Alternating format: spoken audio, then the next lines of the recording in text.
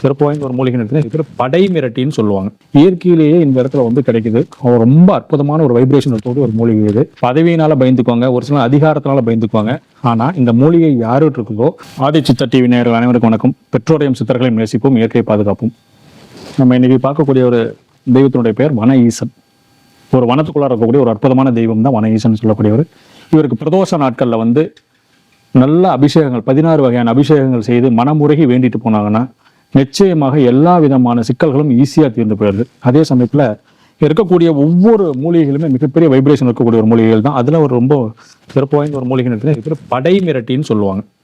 சபை நடுங்கி, படை மிரட்டி, கிடு நடுங்கி, இப்போ நிறைய விஷயங்கள் சொல்லுவாங்க. அப்படிப்பட்ட ஒரு படை மிரட்டின்னு சொல்லக்கூடிய ஒரு மூலிகை இயற்கையிலேயே இந்த இடத்துல வந்து கிடைக்குது.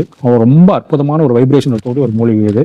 இது யாரெல்லாம் இருக்கிறாங்கன்னா அவங்க அத்தனை பேருக்குமே இப்போ பாருங்க, ஒரு சிலர் வந்து பதவியினால பயந்துக்குவாங்க, ஒரு சிலர் அதிகாரத்தினால பயந்துக்குவாங்க.